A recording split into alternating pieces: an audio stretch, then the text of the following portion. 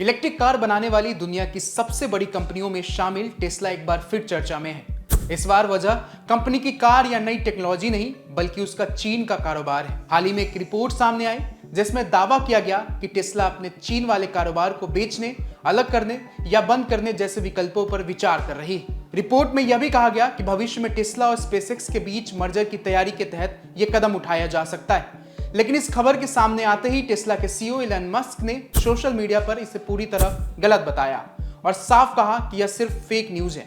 हालांकि इस रिपोर्ट ने एक बार फिर यह सवाल खड़ा कर दिया कि आखिर अमेरिका और चीन के बीच बढ़ते तनाव का असर दुनिया की सबसे बड़ी कंपनियों पर कितना पड़ रहा है।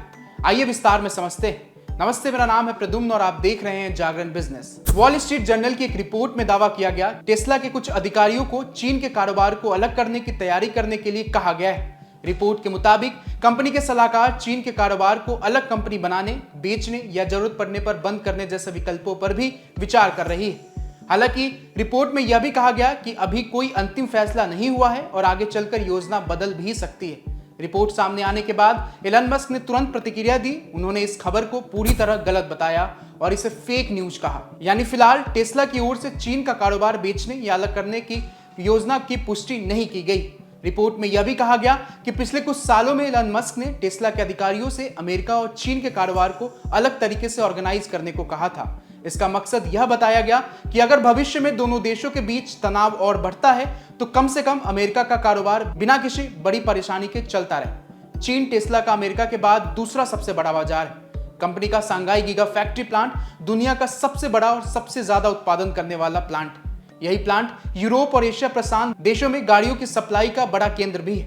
टेस्ला की दुनिया भर में होने वाली कुल डिलीवरी का आधे से ज्यादा हिस्सा इसी प्लांट से जुड़ा है। इस फैक्ट्री की सालाना उत्पादन क्षमता 9.5 लाख से ज्यादा गाड़ियों की है। टेस्ला का चीन का कारोबार किसी स्थानीय कंपनियों के साथ जॉइंट वेंचर के रूप में नहीं चलता। कंपनी ने चीन में 400 से ज्यादा घरेलू सप्लायर्स के साथ मिलकर मॉडल 3 और मॉडल Y की मैन्युफैक्चरिंग लागत को काफी कम किया है। इनमें से 60 से ज्यादा सप्लायर्स दुनिया के दूसरे देशों में भी टेस्ला को सामान भेजते हैं। कंपनी पहले भी बता चुकी है कि चीन में बनने वाली मॉडल 3 और मॉडल Y में इस्तेमाल होने वाले 95% से ज्यादा पार्ट्स स्थानीय स्तर पर ही खरीदे जाते हैं। रिपोर्ट में यह भी कहा गया कि भविष्य में टेस्ला और स्पेसएक्स के बीच मर्जर की संभावना पर भी चर्चा हुई है। हालांकि एलन मस्क ने भी इस संभावना को पूरी तरह खारिज नहीं किया है। वहीं स्पेसएक्स की प्रेसिडेंट और चीफ ऑपरेटिंग ऑफिसर ग्लिन शॉर्टवेट ने जून में सीएनबीसी से बातचीत करते हुए कहा था कि अगर दोनों कंपनियों के साथ आती है तो इससे एलन मस्क के लिए अपने कारोबार को संभालना आसान हो सकता है। इसी बीच टेस्ला का चीन का कारोबार लगातार मजबूत बना हुआ है। जून महीने में चीन में बनी मॉडल 3 और मॉडल Y की डिलीवरी सालाना आधार पर 24.4% बढ़ी। वहीं सांघाई फैक्ट्री से दूसरी तिमाही में बिक्री और एक्सपोर्ट में 32.8% की बढ़त दर्ज की गई।